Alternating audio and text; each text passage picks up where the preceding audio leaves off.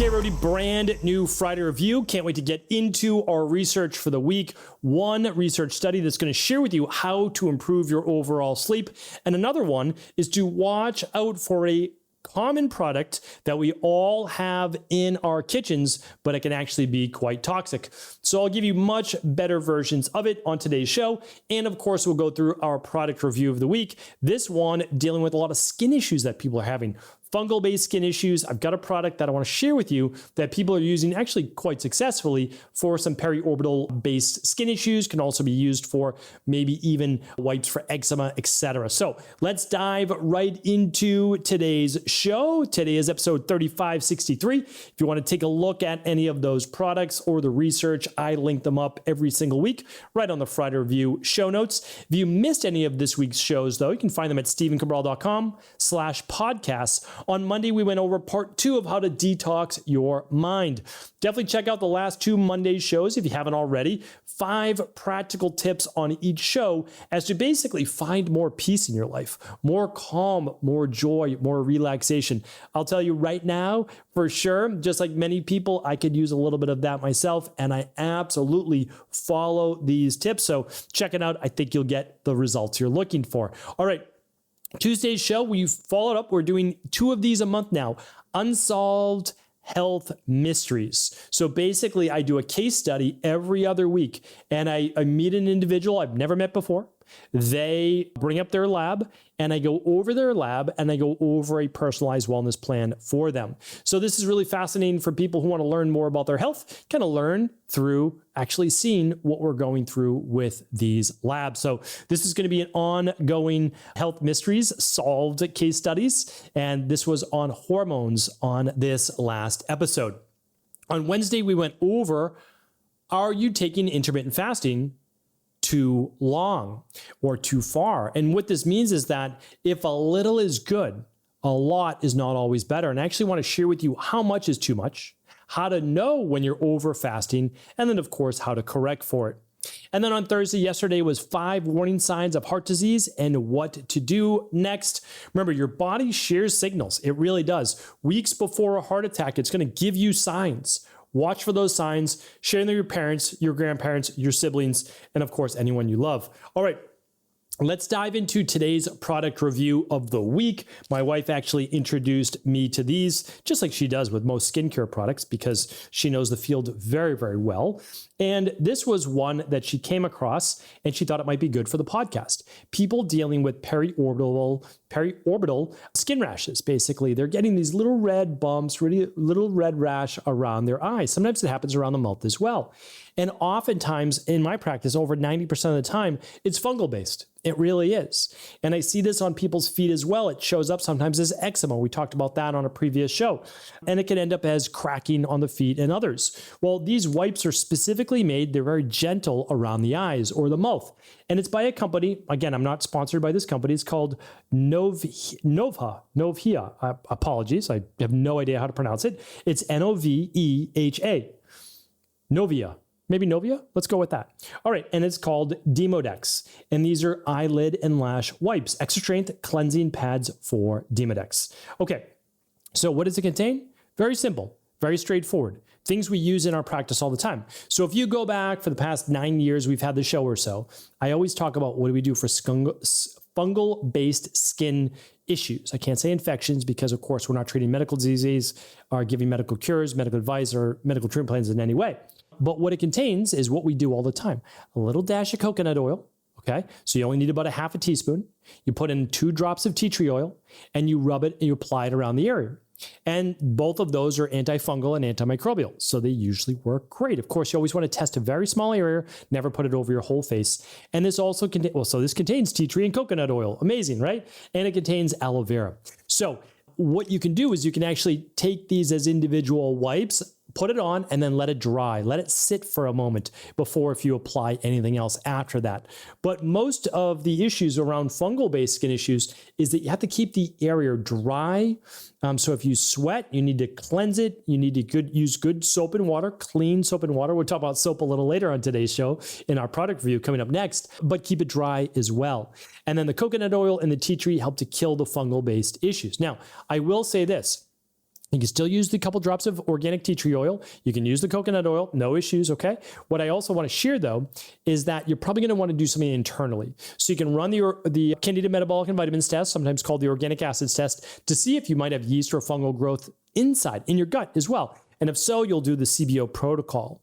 And then you'll do these topically as well. So you work inside to outside, and then also outside, not necessarily to inside because it's not getting absorbed internally, but it does help for sure. How long do you need to do this for? Most people, 2 to 3 weeks. So it doesn't happen overnight, but 2 to 3 weeks. If it's going to work, you should start to see those signs then. For other individuals, if let's say it is on the feet, some people do need to resort, unfortunately, for foot infections that have gone on for a really long time. You can still use these wipes or so, but you might need something stronger like the Lotrimin AF base, the antifungals that you would never take, of course, internally, but you might use externally, and you might have to gently pumice stone that area on the feet or elbow that some people have to act, because the fungus can actually live under that dead callous skin. So very gently, you're going to soak the feet maybe twice a week, and then twice a week pumice stone after you soak for 10-15 minutes. And then of course you would apply the Lotrimin, or you would apply the more natural tea tree oil with coconut oil, or coconut oil can also be used as caprylic or caprylic acid. All right. Hopefully that was helpful. I will link up, I think I can link up today's product. I don't think that I said we're not treating any disease, right? So why don't I try to link these up? We don't know this company, but why don't we reach out? We'll reach out and see if we can get you a discount on these as well. All right, let's go over the research study. First one of the day, we've got 2. So this reports by the environmental group and health advocates have found that ingredients in a common soap that most people use in their kitchen called Dawn dishwashing liquid has been linked to cancer and other health issues, along with low safety scores on the Environmental Working Group's website. If you've never checked out their clean products or not, you can go to ewg.org. And I just wanted to share with you, these are 4 ingredients that are in the product. Again, not trying to slander anything, and this is a very popular product, but it contains 1,4-dioxane. I've actually taught this in level 3 of IHP. We go over the environmental toxicity test. And this has been classified as a probable human carcinogen with links to liver and kidney damage in lab rats. And of course, we know that a lot of this translates over to humans. The second one is formaldehyde. We humans do not want to be exposed to formaldehyde, that's for sure. So the Department of Health and Human Services and the World Health Organization recognize formaldehyde as a known carcinogen. That means we know that it causes cancer. Fragrance. The term fragrance, just keep in mind, is a catch-all for a proprietary mixture of typically all sorts of different chemicals, known allergens, hormone disruptors, and many of those linked to cancer and organ toxicity. The last one is dyes. A lot of them get that pretty color, right? That bright blue color for dish soap. We don't want that. Artificial dyes like red 33 and yellow 5 have also been cited as contaminants, basically, with known carcinogens like benzidine. So really important that we stay away from these, especially bright colored, artificially colored things, drinks, or anything that touches our body. And we go with much more natural based brands. All the natural soap based brands I link up at stephencabral.com/resources. Whenever we can reach out to the company and get you a discount for 10% or so, we always try to do that. You can find them at stephencabral.com/resources. And the only reason I'm not going to mention one right now is that when we find better and better in the future, we always just update it. Doesn't mean that any were bad. It's just if we can get you a bunch of different varieties, we're going to do that, because not everyone everywhere in the world has access to the same things. All right. So just be careful of all these, honestly, toxic ingredients. Cancer will affect 1 out of 2 people after the year 2030. It's already affecting 1 in 3 people. We need to stay safe. All right. Research number 2. I love this one.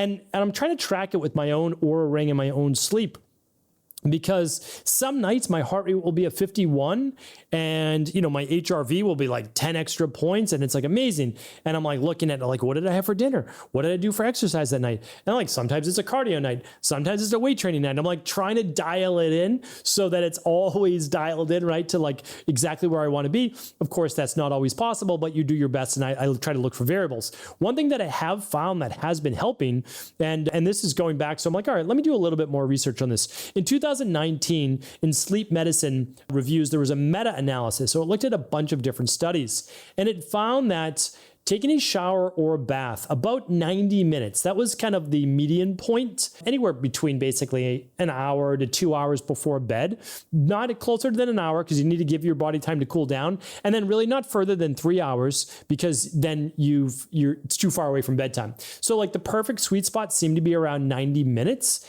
And what they found is that if you did have that bath 1 to 2 hours, or shower, because I'm just not a bath guy, I like to shower. So if you shower 1 to 2 hours before bed, it helps you fall asleep faster and sleep better by enhancing the body's natural cooler process. So let me share with you exactly how it works, just 3 quick tips, and then I'll give you the exact temperature as well to use. So it works with thermoregulation. So basically your body gets hot, really hot. And I'll talk about that temperature in just a second.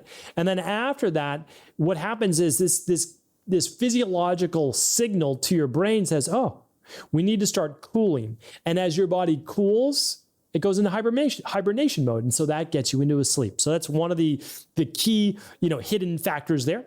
The second is vasodilation. So it helps to increase blood flow to the hands, the skin, all throughout the skin, the feet as well. And that helps to offload heat that you might have in your body. So it just kind of dissipates it into the air, into the bath as well. And this better allows you to cool.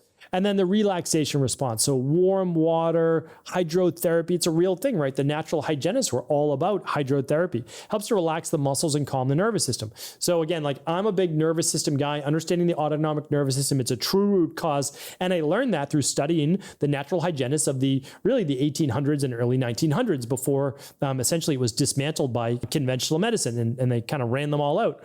But that's so important, right? Where did fasting, obviously these things came from Ayurvedic medicine, but they were revitalized by the natural hygienists in Western Europe and also in the United States as well. So there's a lot of truth, of course, to all of these things, and now modern day science is really proving them out. So how hot do we need to get? I looked at the research. I went to the study because I'm like, what's the actual temperature?